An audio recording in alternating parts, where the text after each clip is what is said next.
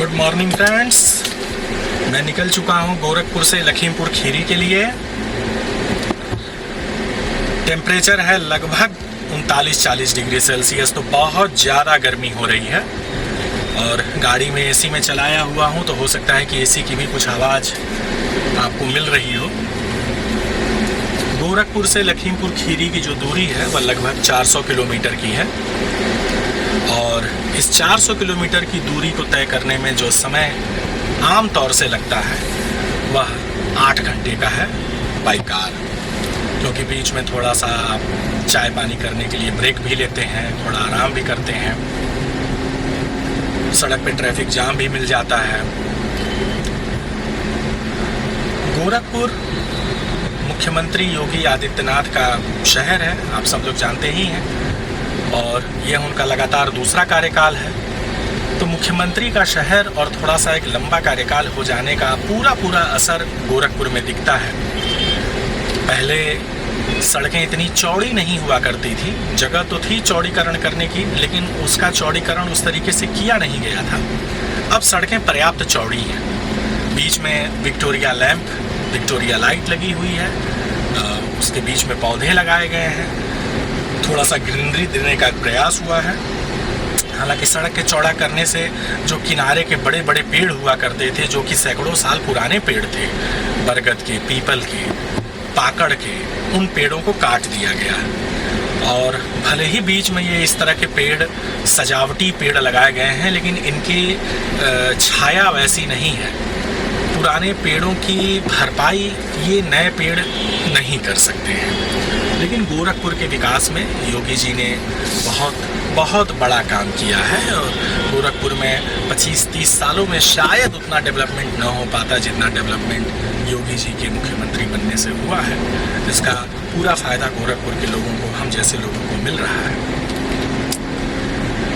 जब हम गोरखपुर से लखीमपुर खीरी जाते हैं तो जो रूट अपनाते हैं वह रूट होता है गोरखपुर, संत कबीर नगर, बस्ती, फैजाबाद या अयोध्या, बाराबंकी, लखनऊ, सीतापुर और लखीमपुर। और इसके बीच में संत कबीर नगर ज़िले में, जिसको खलीलाबाद के नाम से भी जाना जाता है, संत कबीर नगर ज़िले में एक स्थान पड़ता है मगहर। तो मैं कोशिश करूंगा कि 5 मिनट का ही समय निकाल पाऊँ, मगहर चलूँ। संत कबीर की कर्मस्थली है वो, जन्मस्थली तो उनकी वाराणसी थी, कर्मस्थली उनकी मगहर थी। तो मगहर चला जाए, मगहर का थोड़ा सा देखा जाए कि कैसे कैसे क्या वहाँ पर। अब तो मैं बहुत छोटा था उस वक्त मैं गया था मगहर, अब चीज़ें बहुत कुछ बदल गई होंगी। कबीर का महत्व समय के साथ साथ बढ़ा है। हिंदू और मुसलमान के बीच में जिस तरीके का एक विभाजन आज के समय में हम लोग देख रहे हैं, इतना डीप डिवीज़न शायद पहले नहीं था। तो ऐसे में कबीर का महत्व और ज़्यादा समय के साथ साथ बढ़ा है। और मगहर का कुछ जीर्णोद्धार भी हुआ है, कुछ वहाँ पे नए काम कराए गए हैं। वहाँ मुख्यमंत्री तो कई बार जा चुके हैं, प्रधानमंत्री नरेंद्र मोदी जा चुके हैं। अभी हफ्ते 10 दिन पहले राष्ट्रपति रामनाथ कोविंद की वहाँ पर मगहर में यात्रा हुई थी। तो मगहर का इम्पॉर्टेंस, मगहर का महत्व समय के साथ साथ बढ़ रहा है। तो आज हम लोग भी मगहर चलेंगे। अभी रास्ते में हम लोगों को मिलेंगे मेरे एक ऑफिस के साथी रामनाथ, और रामनाथ कोविंद नहीं, रामनाथ यादव, रामनाथ मिलेंगे मेरे ऑफिस के साथी। और मेरा प्लान कल ही निकलने का था लखीमपुर के लिए, लेकिन रामनाथ से बात हुई, उन्होंने कहा कि सर मुझे भी चलना ही है, अगर एक दिन आप रुक जाते तो हम दोनों लोग साथ चलते। मुझे भी लगा कि लंबी दूरी है, एक से भले 2 लोग रहें तो ज़्यादा अच्छा। तो हम 2 लोग आज की यात्रा करेंगे। अभी आगे नौसड़ चौराहे पर मुझे रामनाथ मिलेंगे, और आगे का जो ब्लॉग है वह रामनाथ जी के साथ बनाया जाएगा। और इस पूरे ट्रिप का एक अच्छा खासा एंजॉय किया जाएगा। हालांकि सड़कें चौड़ी हो गई हैं, लेकिन मैं आपको दिखाऊं कि ये असुरन चौराहा है गोरखपुर का, और इस असुरन चौराहे का आप ट्रैफिक देखिए। सड़कों के पर्याप्त चौड़ा हो जाने के बावजूद भी ट्रैफिक की समस्या का कोई अंत हो नहीं पा रहा है, और शायद होना मुश्किल भी है। जहाँ पे मेट्रो चलने लगी है, जहाँ पर कैब सिस्टम आ चुके हैं, जहाँ पे ट्रांसपोर्टेशन के तमाम दूसरे और मोड अवेलेबल करा दिए गए हैं, वहाँ का भी ट्रैफिक ख़त्म नहीं हो पा रहा। तो गोरखपुर जैसा शहर तो अभी इन सब चीज़ों में पीछे ही कहा जाएगा। ट्रैफिक का कोई समुचित समाधान अभी सरकारें खोज नहीं पाई हैं, और कोशिश जारी है। आने वाले समय में हो सकता है कि हमें इसका भी कोई समाधान मिल जाएगा तो अति उत्तम होगा। देश की बहुमूल्य विदेशी मुद्रा की बचत होगी।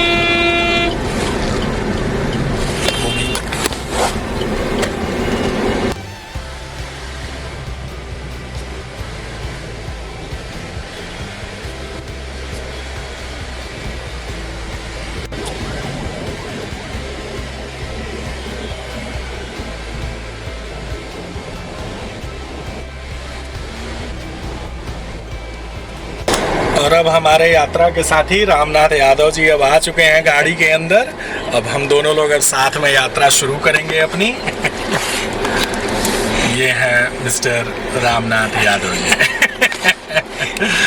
आजकल जो है मैं व्लॉग बना रहा हूँ। व्लॉग, अच्छा, व्लॉग होता ये है कि आप कहीं निकले घूमने फिरने या जो भी है, तो उसका एक कैमरा वर्जन, रिकॉर्डिंग वर्जन आप जो है कहीं उसको शेयर मतलब सेव करके रख लेते हैं अपने पास। तो मैं आजकल जो है उसी सब में कहे कि भाई छुट्टियों का कुछ सदुपयोग होना चाहिए। आपका अंदाजा बहुत सही था, 11:30। नहीं, हमको पूरा वो था। अच्छा, 20-25 मिनट लेट हो गया है। अपने घर के सामने खड़े थे।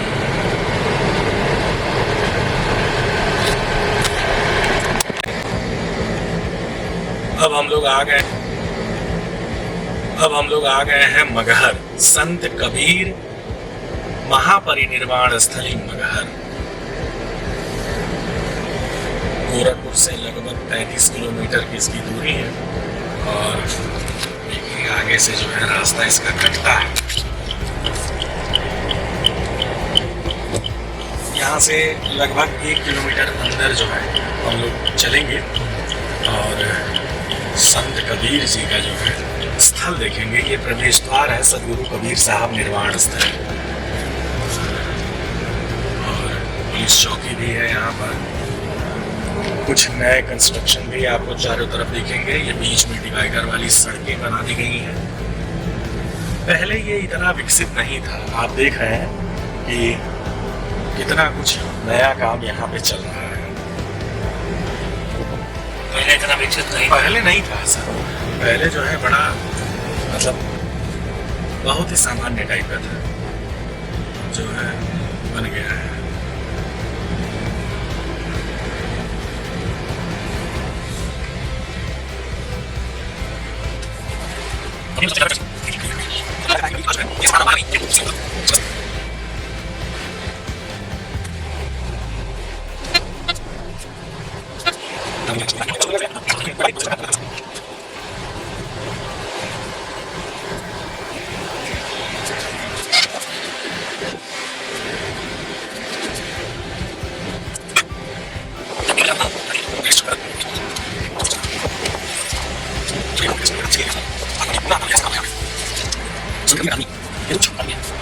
महापरिनिर्वाण स्थली,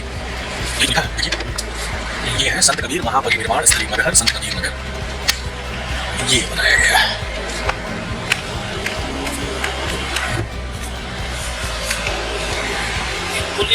अच्छा, किनारे से लेती है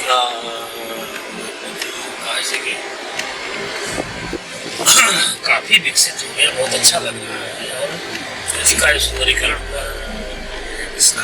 टाइप का जो है बैठने उठने के लिए सब यहाँ तो वो भी होता होगा, लड़का कर लेते हैं आहार जलपान गृह।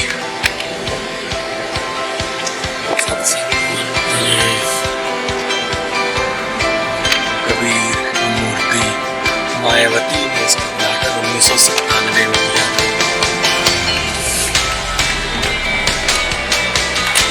यात्री निवास, कबीर की समाधि, एक बाजार स्थल, ये बना है, एक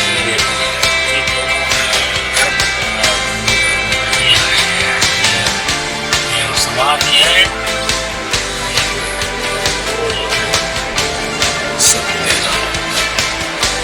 कबीर महोत्सव 2022 14, 15, 16 भैया 14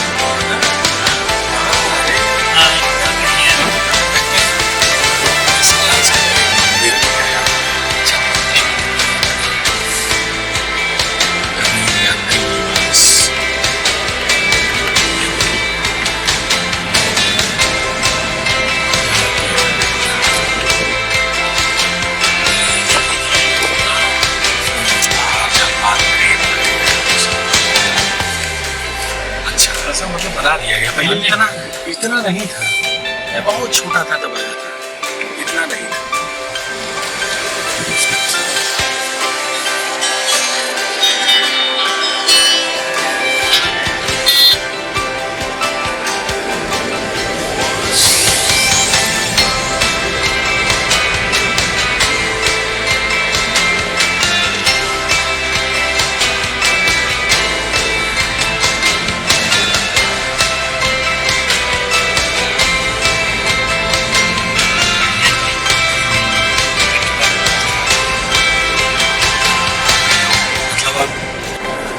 इस वक्त खलीलाबाद के एक पेट्रोल पंप पे हैं BPCL के, और इस पेट्रोल पंप की खासियत ये है कि यह कंपनी खुद चलाती है इस पेट्रोल पंप, यानी कि किसी व्यक्ति को इसका वो स्वामित्व नहीं दिया गया है, कंपनी खुद चलाती है। तो तेल की शुद्धता यहाँ पर बड़ी अच्छी है, तेल पूरा मिलता है पेट्रोल, और उसमें किसी तरीके की कोई मिलावट या कोई गड़बड़ी की संभावना इसमें जो है वो नहीं रहती है। भीड़ भाड़ भी काफ़ी रहती है पेट्रोल पंप पे। देखिए 3-4 गाड़ियाँ लगी हुई हैं, 3 गाड़ियाँ उधर खड़ी हैं, 4 गाड़ियाँ इधर खड़ी हैं। हम लोग आ चुके हैं विक्रम जोत तक, जो कि बस्ती में पड़ता है। विक्रम जोत में 2-3 अच्छे ढाबे हैं जहां हम लोग नाश्ता करते हैं, लेकिन ढाबे पर जाने से पहले थोड़ा सा पहले हम लोग रुके हुए हैं, क्योंकि हमारे जो साथ में रामनाथ यादव जी थे, देखिए वो अपनी कुर्सी अपनी सीट पे नहीं बैठे हैं, क्योंकि वो गए हैं सामने मेडिकल स्टोर से दवा ले आने। उनके पेट में कुछ दर्द हो रहा है और काफ़ी देर से अनकंफर्टेबल फील कर रहे थे, तो वो दवा लेने गए हैं और मैं उन्हीं का इंतज़ार कर रहा हूँ कि वो आएँ, और फिर आगे हम लोग एक ढाबे पर रुकेंगे। अवधेश सिंह ढाबा नाम है उसका, और बड़ा अच्छा ढाबा माना जाता है इस पूरे रोड पे, उसका एक नाम है, काफ़ी पुराना ढाबा है। और विक्रम जोत जो कस्बा आज इतना प्रसिद्ध है, लोग लखनऊ आते जाते विक्रम जोत पे रुकते हैं, इस जगह को फेमस कराने के पीछे अवधेश सिंह ढाबे का ही बहुत बड़ा योगदान है। और फिर कई और ढाबे खुल गए हैं, पराग ढाबा है, तो अरविंद सिंह ढाबा है, तो युवराज पैलेस है, कई अच्छे अच्छे ढाबे खुले हैं। लेकिन आज भी सबसे अधिक लोग अगर कहीं रुकते हैं तो अवधेश सिंह ढाबे पर ही रुकते हैं। तो हम लोग बस उससे 500-700 मीटर ही पहले रुके हुए हैं। रामनाथ जी अपनी दवा लेके आते हैं और फिर उसके बाद हम लोग जो है अब ढाबे पर पहुँचते हैं। अवधेश सिंह ढाबे पर हैं और बाहर बहुत गर्मी है, इसलिए बाहर अभी रुकने का कोई मतलब नहीं है, आगे की तरफ ही बढ़ते हैं।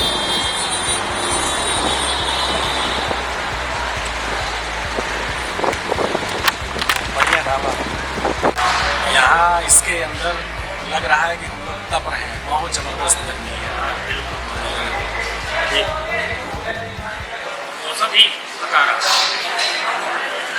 एक्सट्रीम गर्मी है, एक्सट्रीम। और यहाँ ये AC रेस्टोरेंट नहीं है, नॉर्मल रेस्टोरेंट है, और उसकी वजह से यहाँ गर्मी और ज़्यादा महसूस हो रही है। आप देखिए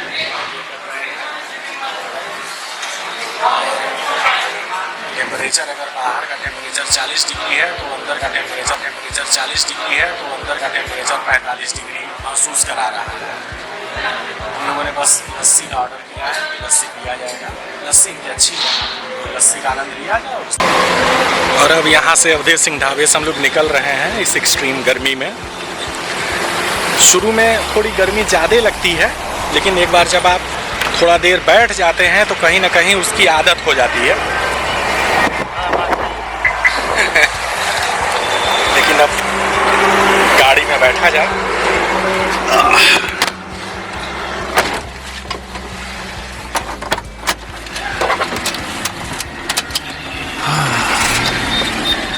एसी चलाइए आए।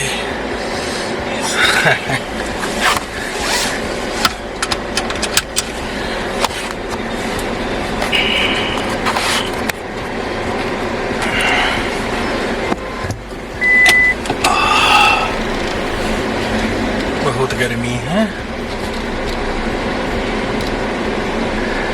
अब एक चीज आप ध्यान दीजिएगा यादव जी, ध्यान ये दीजिएगा कि अवधेश सिंह ढाबे से अब हम लोग जब लखनऊ की तरफ चल रहे हैं, अब आपको रोड के दोनों तरफ सिरका की दुकानें दिखेंगी। लाइन से आपको सिरका की दुकानें दिखेंगी और वहाँ पे जो भी अचार बेचे जा रहे होंगे या जो भी आइटम बेचे जा रहे होंगे वो सब जो है सब में लिखा रहेगा सिरका। तो उसमें भी सिरका पड़ा हुआ। हाँ, सब में सिरका ये पड़ा सामने है। देखिए हाँ, शुद्ध पेड़ा। ये मैं दिखा रहा अचार हूँ। ये देखिए, ये जैसे ये दुकान ये तो सिरका, अचार, मुरब्बा, शुद्ध पेड़ा गुप्ता जी का, ठीक है ना। और इसी तरीके से आपको शुक्ला जी का, यादव जी का मतलब जितनी भी बिरादरियां आपको यहाँ पे मिलेंगी उन सबका सिरका, और प्रसिद्ध सिरका वही प्रसिद्ध ही है। जैसे मैगलगंज का प्रसिद्ध गुलाब जामुन, ऐसे यहाँ जो है तो ये तो नया चीज हमको देखने को मिला। ये लाइन से सिरका की दुकानें हैं। पिछली बार तो हम लोग जब आ रहे थे लखनऊ से तो हम लोग खरीदे भी थे पेड़ा, लेकिन बहुत वाकई बहुत बढ़िया पेड़ा सब देते हैं, बहुत अच्छा पेड़ा। उसमें मतलब चीनी हमको लगता है नहीं पड़ता है, उसकी जो मिठास होती है बस उसके खोवे की मिठास होती है। पेड़े की क्वालिटी अच्छी मिलती है यहाँ पे। अच्छा, तो इधर इसका प्रचलन ज्यादा है सिरका का अचार। हाँ, इधर सिरके का है। इस तरह की दुकानें हम कहीं नहीं देखी। देखिए ये सब है गन्ने का बेल्ट। रुधौली में चीनी मिले हैं, यहाँ गन्ना वगैरह होता है। तो अब गन्ना है तो गन्ने का बाई प्रोडक्ट सिरका गन्ने का बाई प्रोडक्ट है। गन्ने से बनता है सिरका, तो इसलिए थोड़ा सिरका का है बनाते हैं इसलिए, और उनकी आय भी है उसी के जरिए हो जाती है। हाँ, उनकी अच्छी है। एक आय का साधन है। होटल अरविंद पैलेस है, ये भी इधर का जो है ठीक ठाक माना जाता है, खाने पीने के लिए बढ़िया माना जाता है। इससे ये है इनके सिरका और अचार का सिस्टम की, उससे एक आय का साधन भी हो जाता है ना। अब सामने देखिए, हाँ, सिरका अचार मुरब्बा, सिरका अचार मुरब्बा। हार्दिक अभिनंदन, बिल्कुल आइए। शुद्धता का प्रतीक उचित। यह देखिए सिरका यदुवंशी, अरे सिरके जब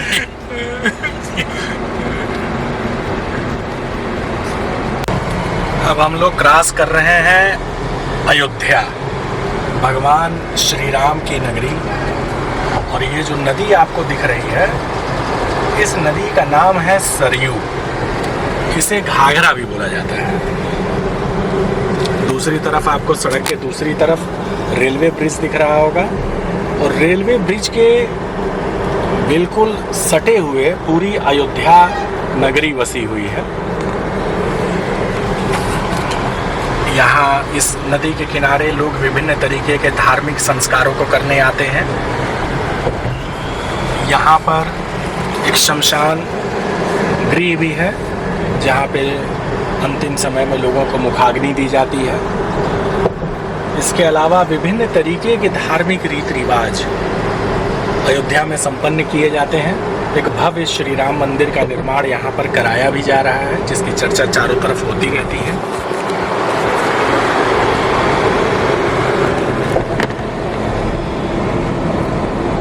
दूर दूर तक बस आपको नदी दिखाई देगी। सरयू नदी है, सरयू घाघरा।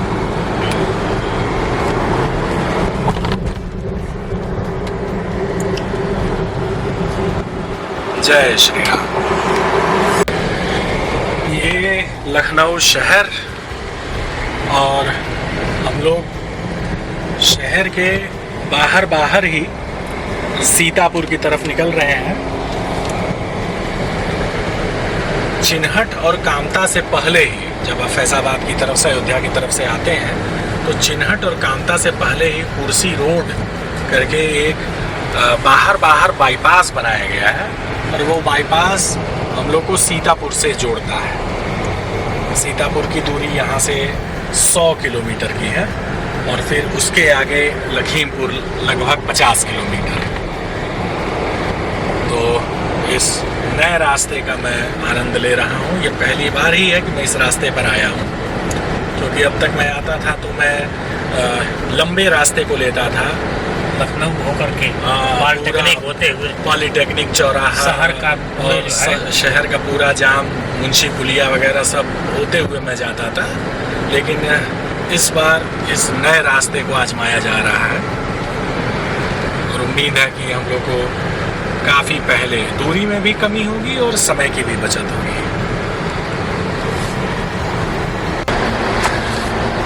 अब हम लोग सीतापुर ज़िले में चल रहे हैं। अभी सीतापुर सिटी नहीं आया है, सिधौली है, सिधौली आने वाला है। हम लोग सिधौली ही पहुंच रहे हैं। समय हो रहा है शाम का तकरीबन 5:45 और आपको जान के थोड़ा हैरत होगा कि शाम को 5:45 बजे जो टेम्परेचर है वो टेम्परेचर 43 डिग्री सेल्सियस है, 43 डिग्री सेल्सियस। मतलब गर्मी किस चरम पे है आप इसका अंदाज़ा इससे लगा सकते हैं। ये हम लोग आ गए नैमिषारण्य के लिए। रास्ता सीतापुर से कटता है। नैमिषारण्य एक बड़ी प्रसिद्ध जगह है सीतापुर ज़िले में, जहाँ लोग आते हैं। सोमवती अमावस्या के दिन यहाँ पर बड़ी भीड़ होती है। ललिता देवी का प्रसिद्ध मंदिर है यहाँ पर।